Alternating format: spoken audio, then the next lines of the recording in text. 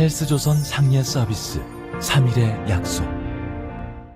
네, 여러분 안녕하세요. 내년 4월 7일 그날은 서울시장, 부산시장 새로 뽑는 보궐선거가 치러집니다. 지금부터 약 8개월 뒤입니다. 그렇지만 8개월을 기다리지 않고 지금 당장, 아니 내일 당장 보궐선거를 치른다면 결과는 어떻게 될까요? 오늘 나온 여론조사를 보면 문 대통령 지지도는 9주 연속 하락세를 면치 못하고 있습니다. 리얼미터 조사인데요.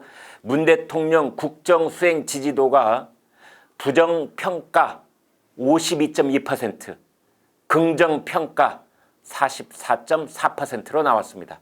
7.8%포인트 차이입니다. 더군다나 이 격차는 갈수록 벌어지고 있습니다. 한국갤럽은 지난주 전국 18세 이상 성인 1000명을 대상으로 여론조사를 실시했는데 문재인 정부를 지원하기 위해 더불어민주당 후보가 당선돼야 한다는 응답보다 현 정부를 견제하기 위해 야당 후보가 당선돼야 한다는 응답이 12%포인트가량 앞서는 것으로 나왔습니다.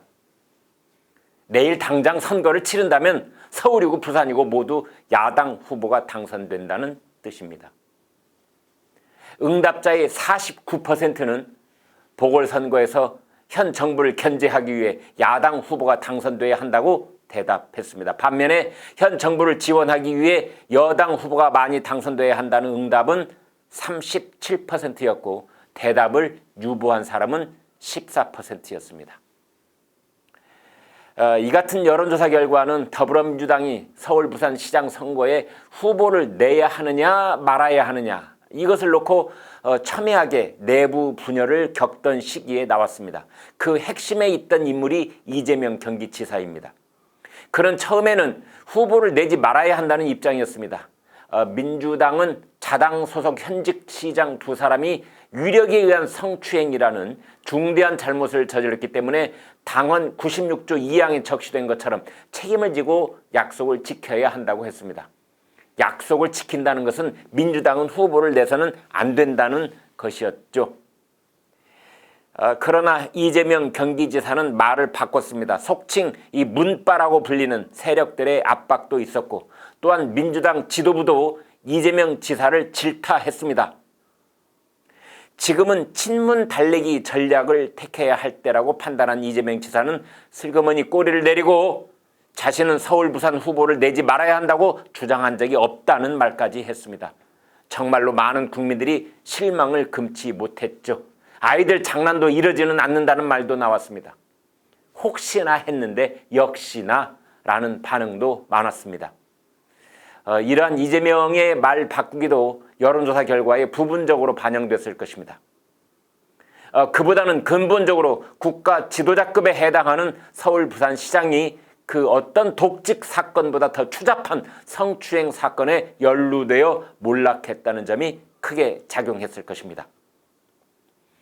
특히 이번 한국갤럽 여론조사에서는 지난 4.15 총선 직전까지 정부를 지원해야 한다는 쪽으로 기울어 있던 30대와 50대 유권자들이 정부를 견제해야 한다는 쪽으로 기울었습니다. 30대 응답자의 47% 그리고 50대 응답자의 52%가 견제론 쪽을 선택했습니다. 또한 정치적 성향으로 봤을 때도 중도층으로 분류될 수 있는 유권자의 54%가 견제론을 선택했습니다. 이것은 그동안 민주당 쪽으로 쏠려있던 중도층 운동장이 다시 균형을 맞추거나 오히려 야당 쪽으로 돌아서는 움직임을 보이고 있다는 뜻입니다. 내년 이 서울, 부산 보궐선거에 더불어민주당이 후보를 내야 하는지 말아야 하는지에 대해서는 내야 한다는 응답이 48%, 내지 말아야 한다는 응답이 40%였습니다. 이것을 양쪽으로 나눠서 다시 살펴보면 민주당 지지자는 73%가 후보를 내야 한다고 했고 미래통합당 지지자는 무려 80%가 민주당이 후보를 내서는 안 된다고 응답했습니다. 이 같은 여론조사를 놓고 본다면 내년 4월 7일 서울, 부산 시장 보궐선거를 내일 당장 치를 경우 더불어민주당이 후보를 내든 내지 않든 야당 후보가 당선될 가능성이 훨씬 높다는 뜻입니다.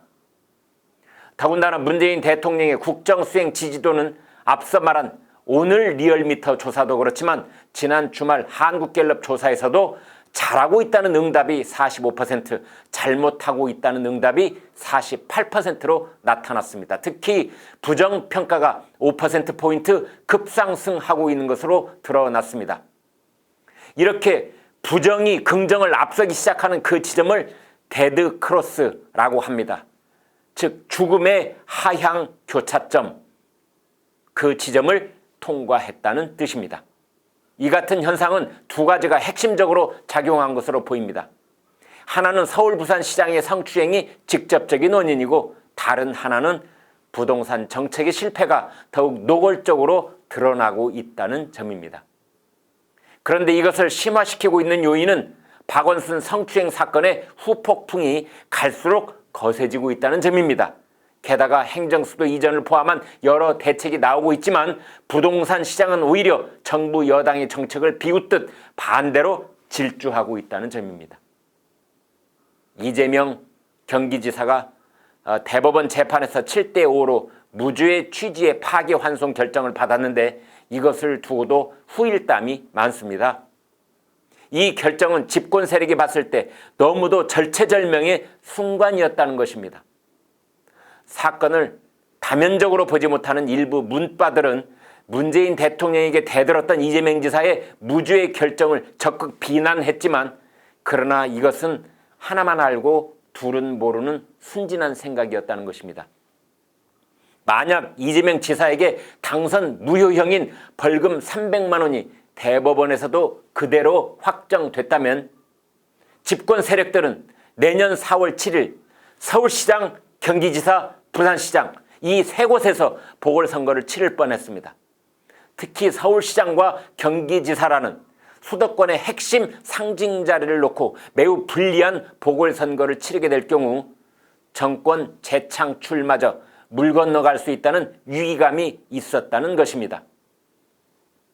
물론 이런 위기감을 문재인 정부에서 임명된 대법원 대법관들이 공유했었는지는 알 수 없습니다. 그러나 문정부와 집권 세력들이 봤을 때 이재명 지사가 예쁜 것은 아니지만 그마저 거꾸로진다면 어떡할 뻔했는가 하고 가슴을 쓸어내린 판결이었다고 합니다.